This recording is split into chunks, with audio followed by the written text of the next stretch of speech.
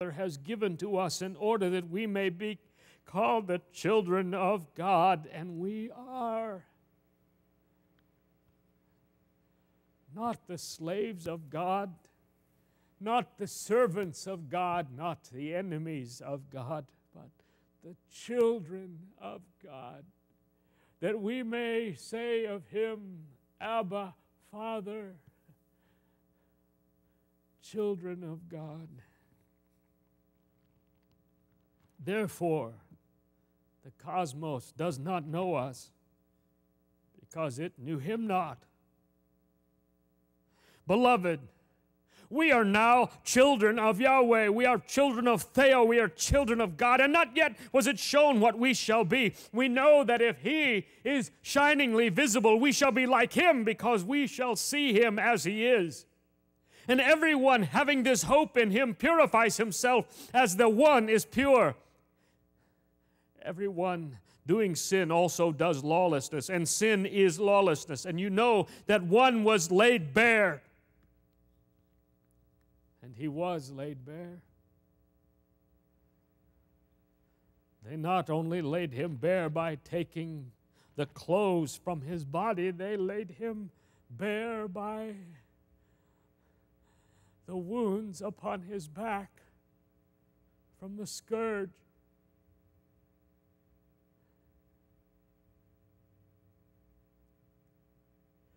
They laid Him bare when they stretched His arms out upon the cross and drove great spikes through them. They laid Him bare when they drove a spike through His feet and a spear into His side. They laid Him bare.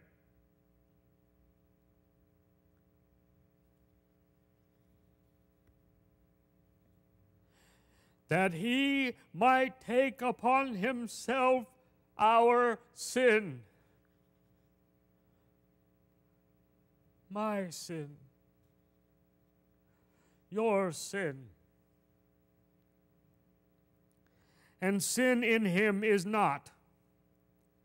Everyone abiding in Him does not continually practice a life of sin. Everyone continually practicing a life of sin has not seen Him nor has known Him.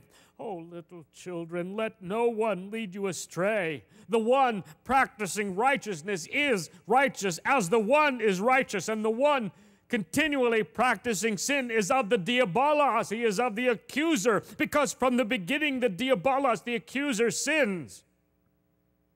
For this was the Son of God made visible.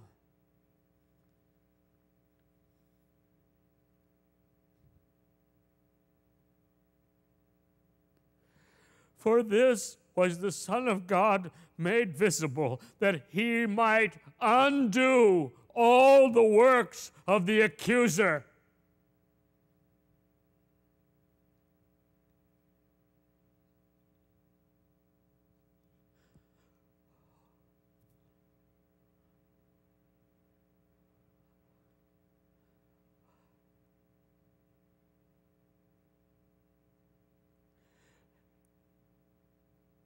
What a glorious thought.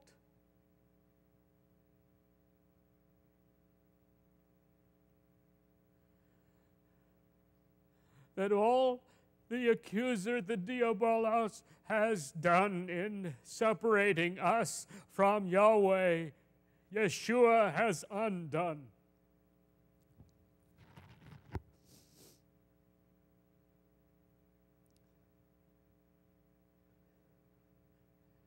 From the time of Adam's fall, when sin entered man, and death by sin,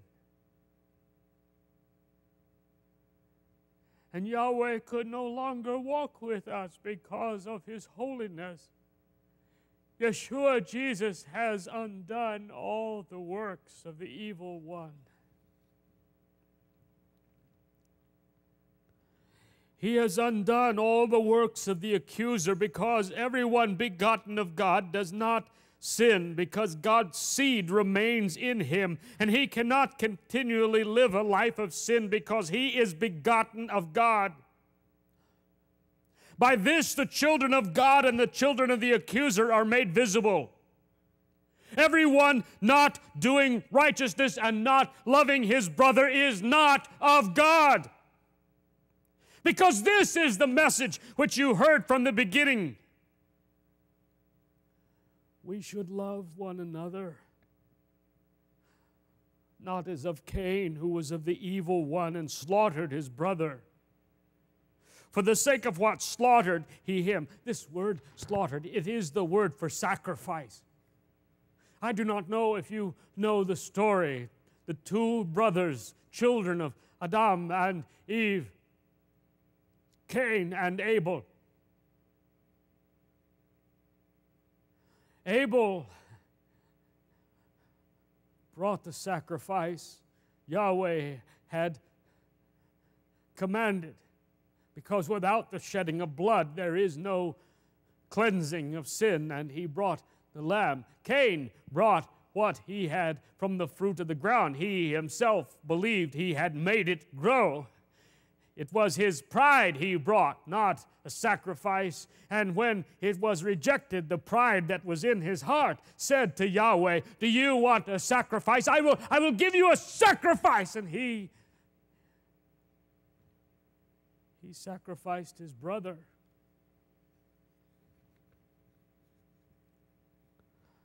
And for the sake of what slaughtered he him? Because his works were evil, but the works of his brother righteous. Wonder you, brothers, if the cosmos, if that which is in opposition to Yahweh, if the world hates you. We know that we have moved out of the death into the Zoe, the life, because we love the brothers. The one not loving remains in death. Everyone hating his brother is a murderer, a manslayer, and you know that every manslayer has not the Zoe, eternal, remaining in him. By this we have known love, because that one, on behalf of us, his life laid bare. Because that one, on behalf of us, his life laid bare, we ought on behalf of the brothers, our lives, to lay down. Whoever has the means of life of the world and perceives his brother having a need and shuts his heart, his compassion from him, how does the love of God remain in him? Oh, little children, let us not love in word or in tongue, but in work and in truth, in sincerity and integrity of character. Let us love thus. By this we shall know that we are of the truth, and before him shall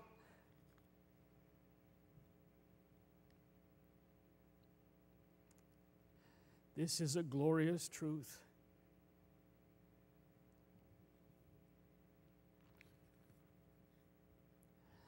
By this we shall know that we are of the truth, and before him shall persuade our heart, that if our heart blames us,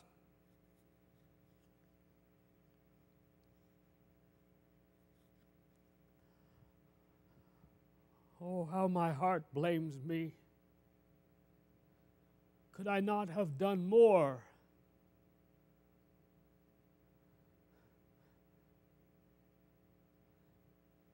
Has pride filled my heart? Is there sin?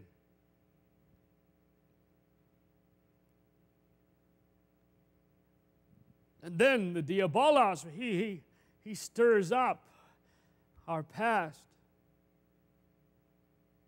And our heart blames us.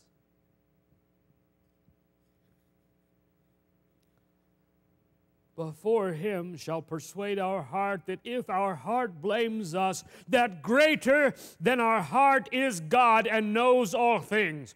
Beloved, if our heart does not blame us, we have confidence with God, and whatever we ask we receive from him, because we keep his commandments, and the things pleasing before him we do. And this